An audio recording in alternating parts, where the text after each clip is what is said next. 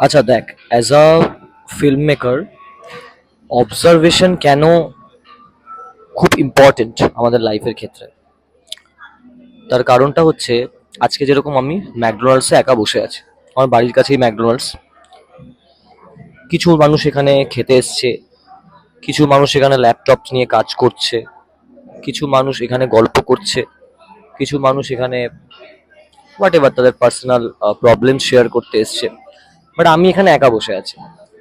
এবার আমি অবজার্ভ করছি আমার পাশের টেবিলে যে দুজন ভদ্রলোক ভদ্রমহিলা বসে আছে, ওরা একটা টপিকে কথা বলছে, আমার সামনে যারা কথা বলছে তাদের টপিক আলাদা, ডান দিকে যারা কথা বলছে তাদের টপিক আলাদা, সবার টপিক আলাদা। তুই যত বেশি অবজার্ভ করবি না, তোমরা যত বেশি শাটার ক্লিক করার জায়গায় যত বেশি অবজার্ভ করবে না, যত বেশি ফিল করবে না, মোমেন্টটা অটোমেটিক্যালি ক্যাপচার হয়ে যাবে।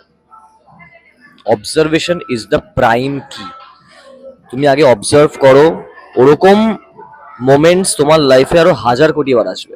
বাট আমাদের প্রবলেমটা কি বলতো, অ্যাজ আ ফিল্ম মেকার বা অ্যাজ আ ফটোগ্রাফার বা যারা কাজ করি আমরা, তারা সবার আগে কিছু হলে ক্যামেরাটা জাস্ট খুলে বা ভালো একটা ফোন থাকলে সেটা সঙ্গে সঙ্গে বার করে আমরা ক্যাপচার করার চেষ্টা করি, যে মোমেন্টটাকে রেখে দেওয়ার চেষ্টা করি। বাট এটা করিস না, আগে অবজার্ভ কর, জিনিসটাকে ফিল কর। হ্যাঁ, বেরিয়ে যাক মোমেন্টস, চাপ নেই। তারপর যখন যেটা বুঝবি না, তারপর যখন যেটা ফিল করতে পারবি না, সেই ফ্রেমটা নিজের দেখবি আজ থেকে 10 বছর পরেও, যখন তুই এই ফ্রেমটা তুলছিস বা ছবিটার দিকে তাকাচ্ছিস, তখন দেখবি একটা আলাদাই খাসিয়াত লাগছে।